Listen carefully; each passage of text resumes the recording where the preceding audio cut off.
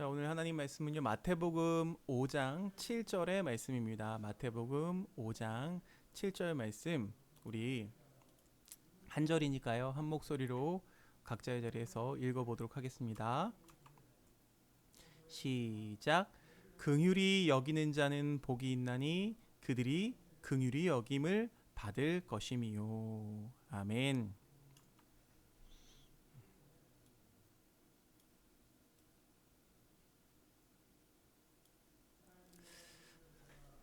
사랑하는 여러분, 여름이 아주 깊어지고 있죠. 굉장히 무더운 날들이 계속되고 있는데 여러분 강건하시기를 주님의 이름으로 축복드립니다. 우리가 팔복에 대해서 배우고 있어요. 오늘은 네 번째 시간인데요. 사실 이 오늘 긍휼에 대한 이야기는 다섯 번째 말씀이긴 한데요. 목사님 순서를 좀 바꿔봤습니다. 그래서 긍휼을 먼저 이야기하고 다음 주에 의에 줄이고 목마른 자에 대해서 설명을 좀 하도록 하겠습니다. 이 팔복을 우리가 하나님께서 우리에게 그 하나님의 예수님의 그 모든 일정 가운데서 첫 번째 제자들을 불러놓고 산 위에서 말씀을 가르쳐 주신 건데요. 이 말씀을 첫 번째로 주신 의도가 있으시겠죠. 그러니까 가르치려는 의도가 있으실 거예요.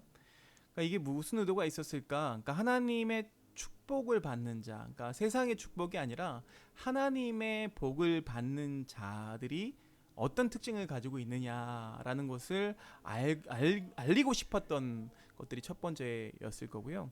또 다른 방향으로 생각해 보면은 그러니까 누가 진실로 행복한 자인가? 여러분 행복하고 싶잖아요, 그렇죠? 우리 굉장히 많이 행복에 대해서 이야기하죠. 뭐가 행복이다, 뭐가 행복이다. 행복에 대해서 정의도 다양하고요. 그런데 성경에서 그러니까 하나님께서 말씀하실 때 진짜 행복한 것은 무엇인가에 대해서 또 다른 방식으로 이렇게 말씀해 주고 있는 거죠. 그리고 또 다른 방편에서 한번 살펴보면 참된 행복이 무엇인가, 참된 행복의 특성은 어떤 것들이 있는가에 대해서 설명하고 있는 것이라고 생각할 수 있습니다. 그리고 또 이렇게 생각할 수 있죠. 참된 행복을 얻기 위해서는 어떤 규칙들이 있느냐, 어떤 규칙들을 우리가 알고 있어야 되느냐, 이렇게 생각해 볼 수도 있을 것 같아요. 그런데 제가 처음에도 말씀드렸지만 예수님께서 말씀하시는 어떤 그 가르침은요, 세속적인 것과는 다릅니다. 확연히 구분됩니다. 우리가 세상에서 알고 있는 어떤 지식과는 대단히 다르다는 거죠. 그러니까 외적인 것을 소유하는 것이 아니라 참된 행복이라고 하는 것은 영적이다. 영적인 은혜를 받고 그것을 더 충만하게 함으로써 얻게 된다라고 예수님은 말씀하시는 거죠. 그러니까 인간의 몸으로 이 땅에 오신 예수님께서는요, 이 세상의 지혜를 꾸짖으십니다. 그동안 알고 있던 너희들의 지식 수준이 아무것도 아니야 라고 꾸짖으세요. 그러니까 진리가, 내가 말하는 진리는, 참된 진리는 자유케 하는 것인데 너희들이 말하는 진리는 자꾸 무언가에 올가매게 한다는 거예요. 자유가 아니라 오히려 구속한다는 거죠. 그 진리가, 우리가 말하는 지식들이 우리를 구속할 때가 참 많이 있어요. 그러니까 세상의 개념과는 정반대되는 개념이 바로 우리가 지금 듣고 있는 이 팔복이라는 말씀이에요. 자, 오늘은 긍휼히 여기는 마음, 긍휼히 여기는 자는 복이 있나니 그들이 긍휼히 여김을 받을 것이다 라고 했어요. 그러니까 이 말씀을요, 행위를 강조하는, 그러니까 이 구원을 얻는데, 목사님이 얘기했죠. 구원을 얻는데 우리가 어떤 행위로 인해서, 내가 뭐 교회에 나오고 내가 성경을 읽고 내가 뭐 헌금을 많이 하고 이런 행위에 의해서 구원이 얻어지는 것이 아니라고 했어요. 근데 행위를 강조하는 자들은요, 이 부분, 이 말씀을 가지고 굉장히 악용합니다. 그래서 성경이 행위에 의한 구원을 가르친다고 주장합니다. 굉장히 치명적인 잘못이죠. 예수님께서는 한 번도 행위로 인해서 구원받는다고 말씀하지 않으셨어요. 그러니까 우리 하나님으로부터 우리가 긍휼을 얻게 되죠. 긍휼이라는 건 무엇이냐면 불쌍히 여기는 거예요. 불쌍히 여김을 받게 됩니다. 그러니까 그래서 이 말씀이, 이 긍휼이라는 것이 백성의, 그 하나님의 백성의 영적인 자질을 설명한 것이지, 뭐 긍휼을 베풀어야지만 구원을 얻게 된다, 긍휼을 뭐 베풀어야지만 뭐 복을 얻게 된다, 이런 내용이 아니라는 거예요. 하나님의 특별한 사랑을 이야기하는 거죠. 하나님의 긍휼, 하나님의 긍휼은 하나님의 특별한 사랑이죠. 내가 뭐 원해서 내가 뭔가를 노력해서 얻어지는 것이 아니라 하나님께서 그냥 전적으로 나한테 공급해 주시는 거예요. 자, 처음 우리가 배웠던 그 복들은요, 여태까지 배웠던 3복, 세 가지 복들은요, 위로가 다 포함되어 있었습니다. 그러니까 성령께서 깨우쳐 주시고 그 안에서 뭔가 번민이 시작되는 거예요. 아, 이거 내가 이렇게 해도 되는 걸까? 이거 내가 이렇게 하는 게 맞는 걸까? 라는 생각이 들면서 그 위로가, 성령의 위로가 그 안에서 일어나게 된다는 거예요. 자, 우리가 이 긍휼이라는 개념도 설명했을 때, 자, 주님께서 우리를 긍휼히 여기셨어요. 그리고 이제 이 구원받은 긍휼함을 얻게 된 우리가, 긍휼함을 받은 우리가, 그 은혜를 경험한 우리가 또한 다른 사람들을 긍휼하게 여기게 된다는 거예요. 그런데 이게 하나님께서 오늘 말씀처럼 뭐 긍휼히 여겨라, 여겨라 이렇게 명령하신 게 아니에요. 요구하신 게 아니에요.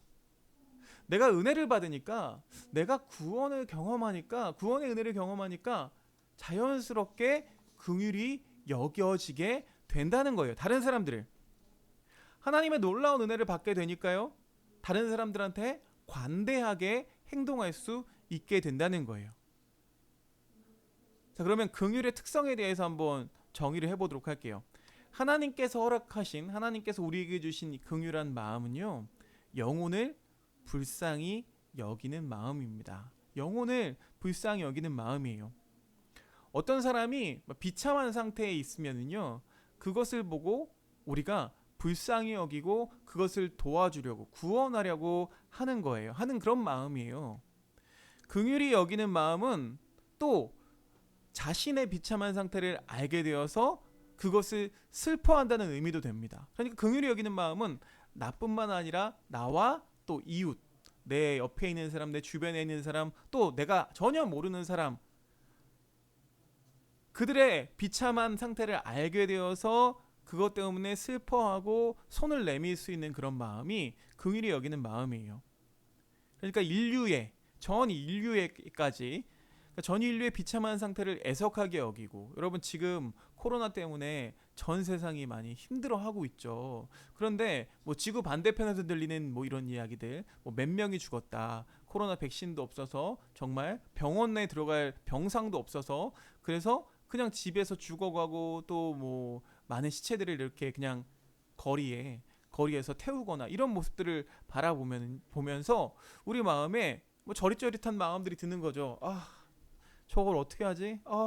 저걸 우리가 어떻게 도울 수 있지? 내가 어떻게 하면 그것에 함께 마음을 나눌 수 있지? 이런 생각이 드는 거죠. 우리가 미얀마를 위해서도 기도했잖아요. 미얀마 민주화 사태가 계속 일어나고, 그 권력들이, 군사 세력들이 이 일반인들을 막 죽여요. 특히 뭐 어린 아이들도 죽이고요. 또 여자들을 많이 죽이죠. 이유가 있어요. 공포정치라는 거죠. 공포정치. 무섭게 보이는 거예요. 그래서 자기들이 얻고 싶은 것들을 얻으려고 하는데, 그것들을 바라보면서 우리가 그것을 애석하게 여기고 그것을 막 경감시키려고 없애려고 노력하고, 다른 사람들을 걱정하고, 내 개인적인 이득이 있지도 않은데, 특권이 있지도 않은데, 그럼에도 불구하고 개인의 안락을 포기하고 그 대의를 위해서, 아름다운 세상을 위해서 관심이나 마음을 가지는 것을 바로 긍휼히 여긴다라고 하는 것입니다. 이게 바로 인류와 동료, 그러니까 모든 사람들이 하나인 거죠. 그래서 그리스도인들에게 주시는 귀한 성품이에요. 고통받는 자의 슬픔을 애정을 보내고 호의를 보내고, 이런 얘기 들어본 적 있을 거예요. 이런 말씀 본 적 있죠. 로마서 말씀인데, 우는 자들과 함께 운다. 우는 자들과 함께 우는 그런 마음, 이 긍휼이라는 게 얼마나 긍휼을 가지고 있는 사람을 품위 있게 만드는 건지 아세요? 목사님이 예전에 안산에서 목회를 했잖아요. 안산에서 좀 오래 사역을 했어요. 여러분 같은 중고등부를 맡았는데, 안산에서 목사님이 열심히 목회하던 시절에 세월호 사건이 일어났죠. 세월호 사건이 일어났어요. 그 당일날은 내가 목사 안수를 받기 위해서 마지막 워크숍을 2박 3일 동안 하는데 그 마지막 날이었어요. 마지막 날이어서 이렇게 뉴스를 보는데 뉴스에 뭐가 올라왔대요. 보니까 배가 침몰했대, 진도 앞바다에서. 그런데 안산 단원고 학생들이 타고 있대요. 와, 마음이 어떻겠어요. 막 콩닥콩닥 뛰면서 이거 어떡하지, 어떡하지, 어떡하지. 뭐 꼭 내가 안산에 있어서만이 아니라 모든 국민들이 바랬던 거죠. 모든 국민들이 무사하기를 바랬죠. 무사하다는 소식이 곧 전해졌어요. 다 구조가 됐다. 그런데 한 30분 1시간 있다가 구조된 게 아니다 라는 뉴스가 뜨기 시작하면서 굉장히 마음이 콩닥콩닥 뛰면서 바로 그날 교회로 복귀하자마자, 워크숍이 끝나고 복귀하자마자 단원고등학교를 찾아가서 우리 아이들의 명단을 보기 시작했습니다. 근데 한 명이 애석하게도 희생이 되었죠. 진도 앞바다에 다음날 차를 몰고 한 5시간은 간 것 같아요. 정말 가는 길이 길더라고요. 5시간을 막 차를 몰고 가가지고 그 아이의 부모님을 위로하고 또 기도하고 또 같이 아파했던 그런 경험이 있어요. 오는 자들과 함께 오는 마음, 이런 마음이 우리를 얼마나 더 품격 있게 만드는지 모르겠어요. 긍휼히 여기는 마음, 이런 마음을요, 자연인의 마음속, 그러니까 믿지 않는 자들의 마음속에서는 찾아볼 수 있을까요, 없을까요?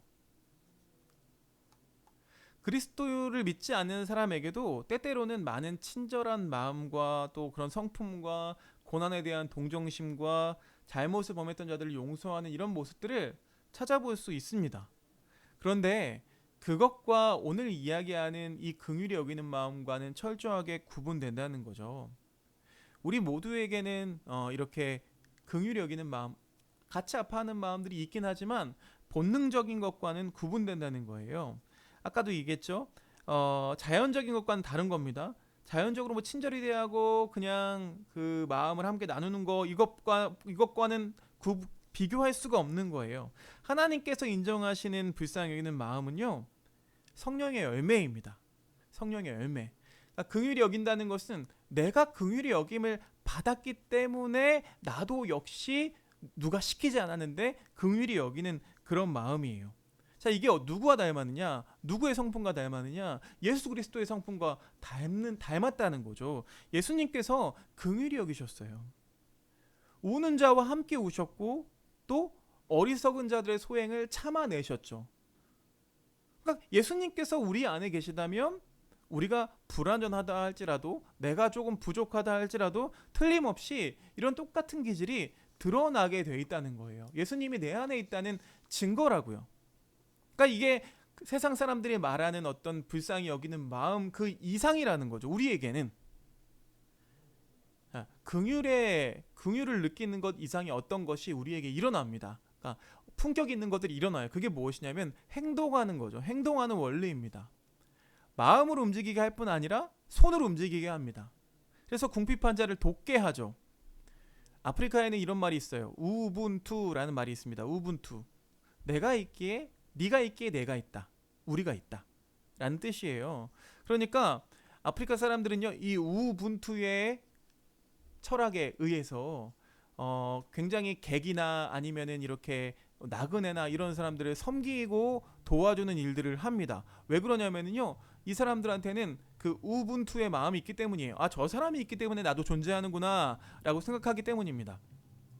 이런 긍휼이 무엇이냐면 우물을 막거나 샘을 이렇게 막아버리는 게 아니라 오히려 그 우물에서 생명의 샘이 막 솟아나서 흘러가게 되는 거죠.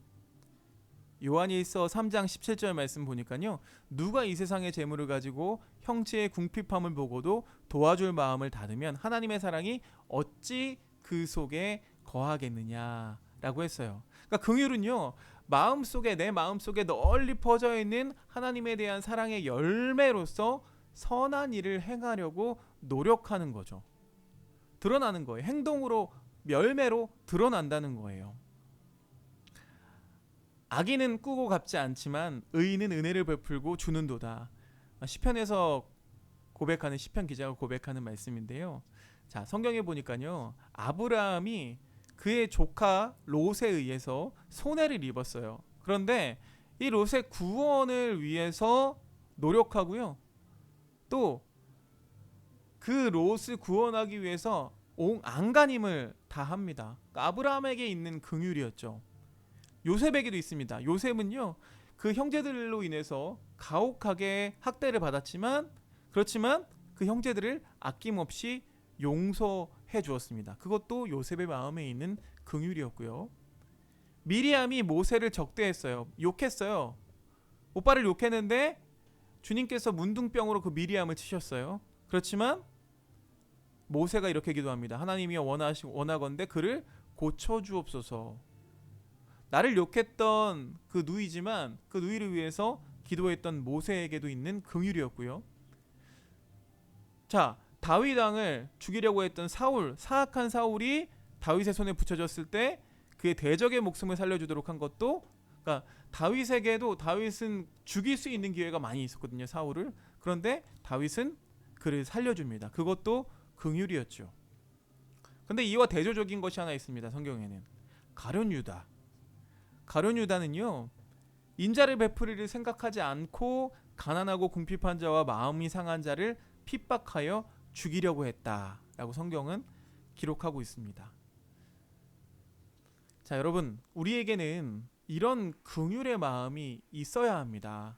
우리에게는요, 하나님의 구원을 받은 우리에게는 당연히 이런 긍휼의 의무가 있습니다.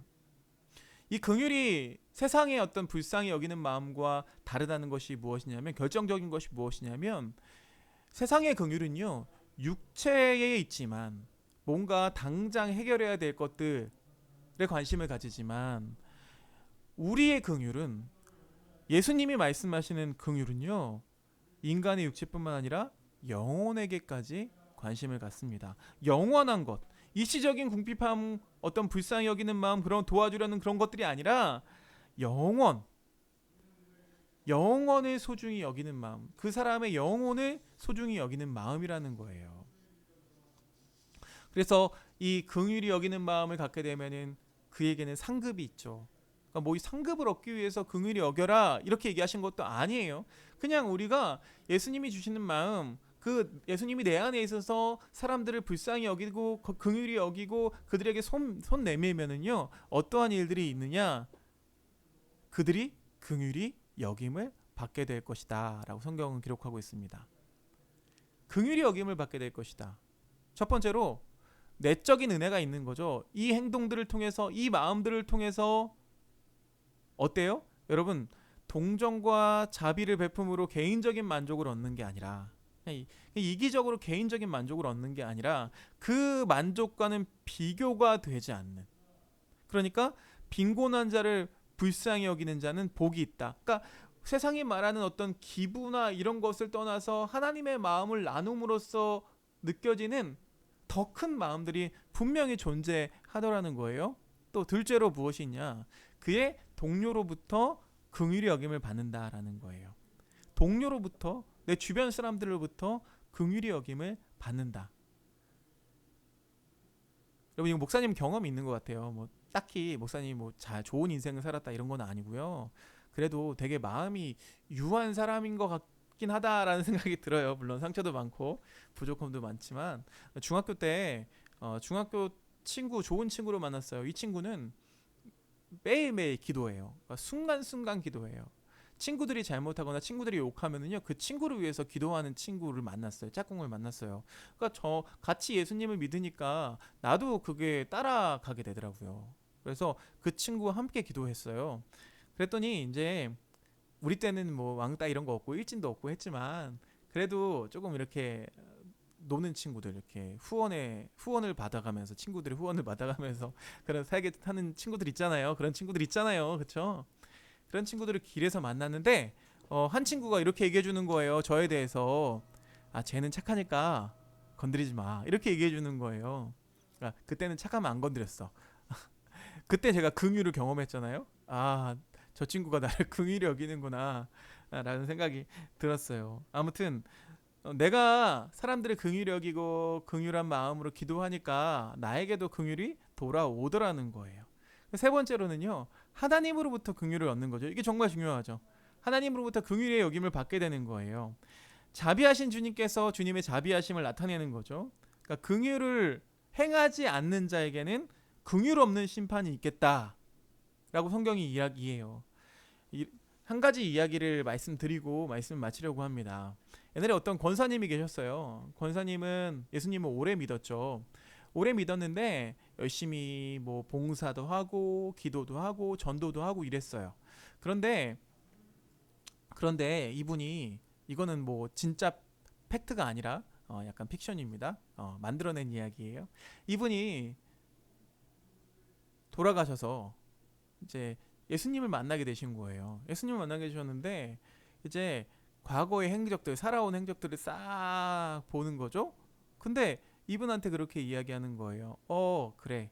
너는 남을 위해서 눈을 빼줬구나. 너의 눈을 빼줬구나. 무슨 말이에요? 눈 붙어 있는데, 저 눈 잘 보였는데 아무 문제 없었는데. 아니야. 너는 누군가를 위해서 눈을 빼줬어. 그 마음 때문에, 그것 때문에 너는 나와 함께 있을 거야 라고 이야기하시는 거예요. 아무리 생각해도 기억이 안 나는 거예요. 근데 막 기억을 더듬어 보니까 어떤 일이 있었냐면, 교회에 한 집사님이 눈에 백내장이 와가지고 근데 눈이 잃게 된 거예요. 시력을 잃게 되는 그런 상황이었어요.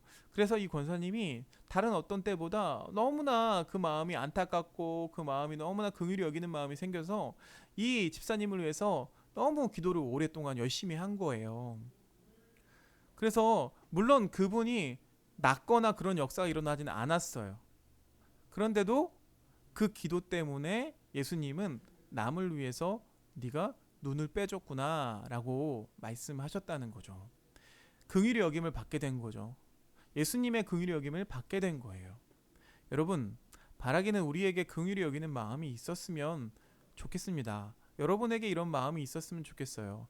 이 긍휼히 여기는 마음은요, 예수님이 긍휼히 여겨, 하나님이 긍휼히 여겨 라고 해서 생기는, 그것 때문에 지키려고 그런 마음이 아니라, 내가 구원받았기 때문에, 내가 마땅히 긍휼히 여김을 받았기 때문에 나 역시도 긍휼히 여기는 마음이 샘솟아나는 거죠. 성령의 역사는 그런 거예요. 머물러 있지 않아요. 나한테만 머물러 있지 않아요. 예수님 믿는다고 나만 잘 살면 돼, 나만 행복하면 되잖아, 나 하나님과 문제가 전혀 없는데? 라고 얘기하면 이거 예수님 믿는 거 아니에요. 예수님을 진짜로 사랑하고 예수님의 구원이, 예수님이 내 안에 있는 사람은요, 그 예수님의 성품이 드러나요. 내 삶에서, 내 행동에서 드러나게 되어 있어요. 어려운 사람을 보면 손 내밀 수 있고요. 힘들어하는 사람을, 친구를 위해서 같이 울어줄 수 있고요.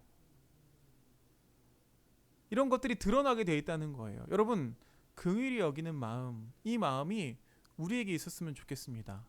영어로는 compassion이라고 하죠. compassion. 긍휼히 여기는 마음. compassion. compassion한 마음들이 여러분 안에 있었으면 좋겠습니다. 목사님이 compassion이라는 단체가 있습니다. compassion이라는 단체의 홍보대사였어요. 지금은 아니지만 홍보대사를 했었어요. 근데 compassion이라는 단체에서 목사님이 2명의 딸을 더 키우고 있거든요. 그러니까 지금 2딸이 있지만 2명의 딸이 또 있었어요. 지금도 여전히 잘하고 있어요. 잘하고 있고, 목사님보다는 우리 아내가 더 많이 편지도 쓰고 하는데, 편지 써주고 하면은 그 편지를 여자친구들 그런 거 있잖아요. 이렇게 막 상자 같은데 자기가 아끼는 상자, 제일 아끼는 상자, 뭐 보석함 이런 거에다가 막 보관해 두는 거죠. 내 편지를, 우리 편지를. 정말 아무것도 아닌데요. 왜냐하면 후원자라고, 나를 사랑해주는 분이라고, 그리고 우리를 위해서 매일매일 기도한다라는 편지를 받게 됐을 때 굉장히 마음에 이게 나한테 주시는 긍휼이구나, 저 친구를 통해서도 나를 긍휼히 여기는 마음을 보여주시는구나 라는 생각이 들었어요. 그래서 그 친구들만 성장하는 것이 아니라 나도 그 친구들 덕분에, 그 딸들 덕분에 성장하고 있구나 라는 것을 느끼면서 살아가고 있습니다. 여러분, 긍휼히 여기는 마음, 긍휼한 마음이 여러분 안에 다 있었으면 좋겠습니다. 목사님 얘기했다고 난 잘 살고 있어 이런 거 아니에요. 나도 분명히 어떤 때는요 긍휼히 여기지 못하고 도움이 필요한데도 그냥 지나치는 경우가 얼마나 많은지 몰라요. 똑같아요, 여러분과. 하지만 긍휼히 여기는 마음을 느끼면서 살아갈 수 있었으면 좋겠어요. 최대한 많이 느끼면서 살아갈 수 있었으면 좋겠어요. 그래서 그 마음이 다른 어떤 것보다 큰 복임을 기억할 수 있었으면 좋겠어요. 그 마음을 나에게 주신 것 자체가 복인 거예요. 그걸 내가 도와서 뭔가 얻어지는 그런 마음들보다 그보다 더 앞서서 그 마음이 우리에게 있다는 것 자체가 복인 거예요. 세상의 아픔을 함께 나눌 수 있고 또 지금 세상이 코로나로 인해서 점점 더 아파하고 자연이 아파하고 이런 부분에 대해서 우리가 함께 아파하고 함께 기도할 수 있었으면 좋겠습니다. 자, 우리 같이 기도할게요.